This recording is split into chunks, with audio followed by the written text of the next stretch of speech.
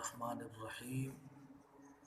مولا صلی وسلم دائما ابدا علی حبیبک خیر الخلق کلہم۔ قال اللہ تبارک و تعالی فی القرآن المجید والفرقان الحمید وَاعْلَمُوا أَنَّمَا غَنِمْتُم مِّن شَيْءٍ فَأَنَّ لِلَّهِ خُمُسَهُ وَلِلرَّسُولِ وَلِذِي الْقُرْبَى وَالْيَتَامَى وَالْمَسَاكِينِ۔ اللہ تبارک و تعالی نے قرآن پاک کے اندر مال خمس کے بارے میں جو ارشاد فرمایا، تو زیر باس ہماری بخاری شریف کی حدیث پاک ہے۔ حضرت سیدنا امام بخاری رحمۃ اللہ علیہ نے بخاری شریف کے اندر جو حدیث پاک لکھی، اس پر چند ایک باتیں آپ حضرات کے سامنے عرض کرنا مقصد ہے۔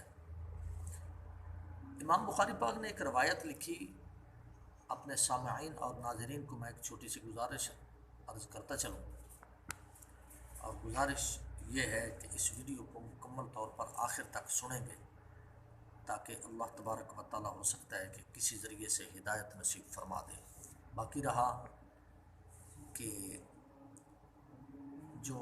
باغ فدق ہے اس پر چھوٹی سی بات عرض کرنی تھی۔ ویسے تو الحمدللہ جتنے بھی کلپس میرے موجود ہیں نیٹ پر،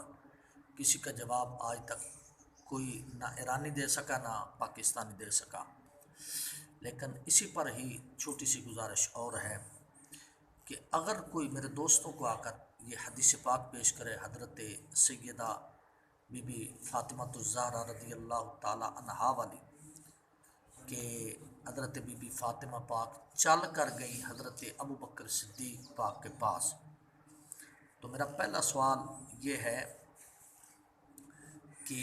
کیا تم اس بات کے قائل ہو، اور اگر تمہارے اندر ایمان کی رتی ہے تو اپنے ایمان سے پوچھ کر بتاؤ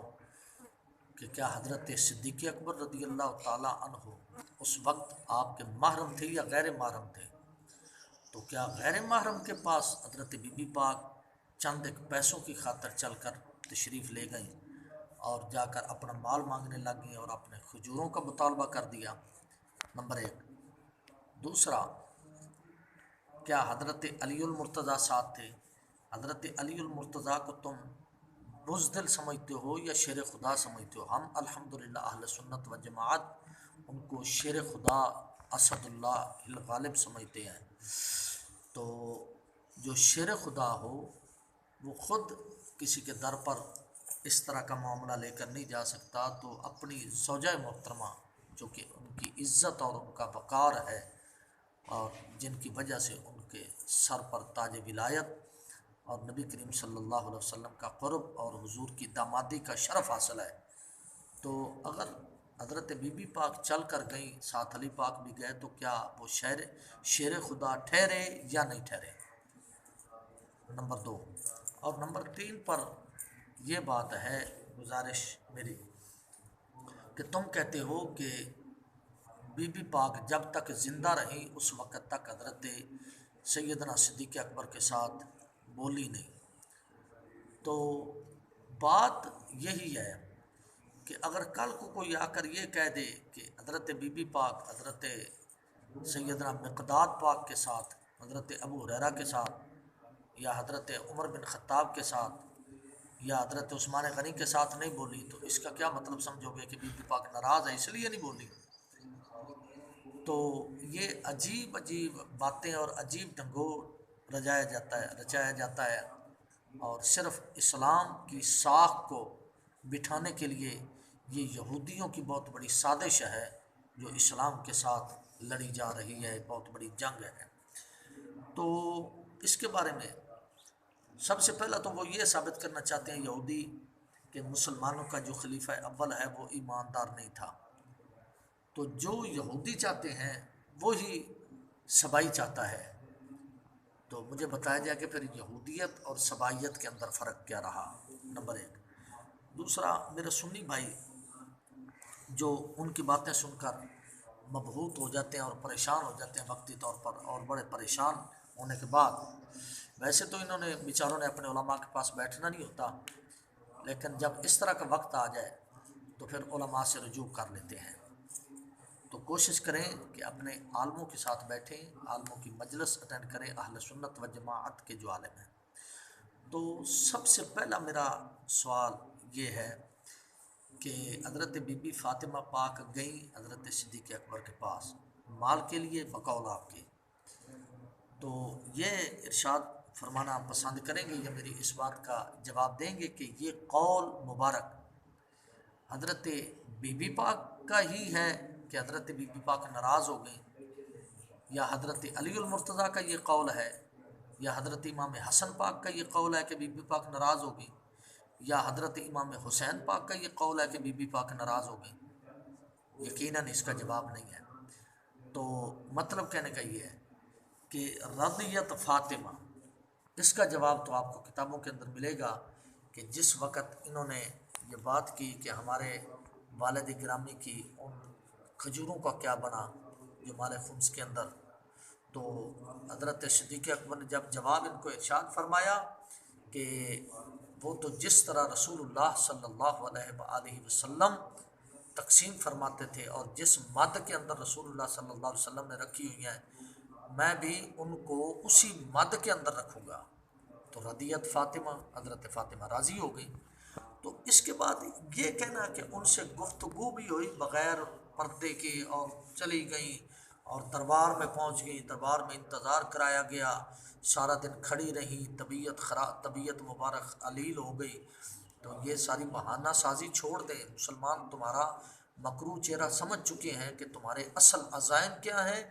اور تمہارے عقیدے کی حقیقت کیا ہے۔ یہ باتیں جو ہے مسلمان اب الحمدللہ سمجھ چکے ہیں، مسلمانوں کو پتہ لگ چکا ہے کہ تمہارے عقائد مکروہ کیا ہے۔ تو اگر کوئی مولوی کچھ عرصے بعد، کافی عرصے بعد یہ بات کر دے یا کوئی اس طرح کی بات آ جائے، بخاری کے اندر آ جائے یا کسی کے اندر آ جائے، تو اس کو تو لیے پھرتے ہو کہ حضرت فاطمہ ناراض ہوگی بھی، کس چیز سے ناراض ہوئی؟ کیا رسول اللہ صلی اللہ علیہ وسلم کے فیصلے پر راضی نہیں تھی حضرت بی بی فاطمہ؟ اس لیے ناراض ہوگی کہ میں اپنے بابا جان کے فیصلے پر راضی نہیں ہوں، کیونکہ رسول اللہ صلی اللہ علیہ وسلم کا جو فیصلہ مبارک تھا وہی حضرت صدیق اکبر کا فیصلہ تھا۔ جب حضرت صدیق اکبر نے بھی وہی فیصلہ سنایا جو نبی کریم صلی اللہ علیہ وسلم کا فیصلہ تھا، تو گویا کہ حضرت بی بی پاک اپنے والد کے فیصلے پر راضی نہیں تھی۔ تو یہ باتیں چھوڑیں، اور اگر کوئی امام یا کوئی کسی راوی کے ذہن کی وجہ سے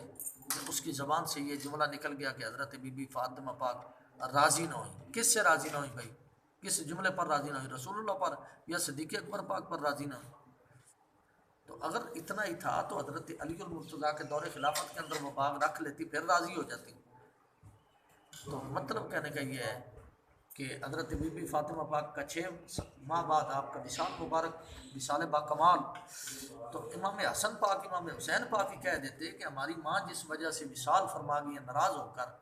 تو ہم تو وہ اپنی امانت لیں گے، وہ فرما دیتے۔ حضرت امام حسن پاک 6 ماہ خلیفہ رہے، وہ کہہ دیتے کہ بھئی ہماری امانت ہمارے پاس آ گئی لہذا ہم رکھیں گے۔ تو یہ فضول، صرف ان سے ایک سوال کریں کہ یہ راوی نے اپنی طرف سے کہا ہے یا خاندان نبوت میں سے کسی کا قول نقل کر رہے ہیں؟ تو اس کا جواب ایران سے لے کر پاکستان کے کسی خطے کے اندر رہنے والے کے پاس اس کا جواب نہیں ہوگا، کیونکہ ان کا کام ہی نہیں ہے علمی میدان کے اندر آنے کا۔ ان کا کام ہے صرف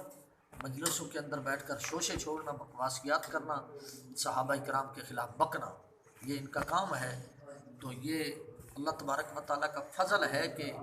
جس طرح یہ سنی مقابلے کے لیے ڈٹا ہوا ہے، یہ بکواس کرنے پر ڈٹا ہوا ہے، سنی ان کی وکالت کرنے پر ڈٹا ہوا ہے، تو حق کا پتہ انشاءاللہ العزیز قیامت والے دن، ویسے تو ہر مجلس کے اندر ہی پتہ لگ جاتا ہے جب ان کا مکروہ چہرہ سامنے آتا ہے، اور سنی بھی اپنے اسٹیج پر آتا ہے اور یہ بھی اپنے اسٹیج پر آتا ہے، تو چہرے سے پتہ لگ جاتا ہے کہ کتنا مکروہ چہرہ ہے اور کیسا چہرہ لے کر یہ آیا ہے۔ بہرحال اس طرف نہیں ہم جائیں گے، ہمارے سوالوں کا جواب اگر کسی کے پاس ہو سکے تو میں انتظار کرتا رہوں گا۔ اللہ تبارک و تعالی ہمارا حامی و ناصر ہو۔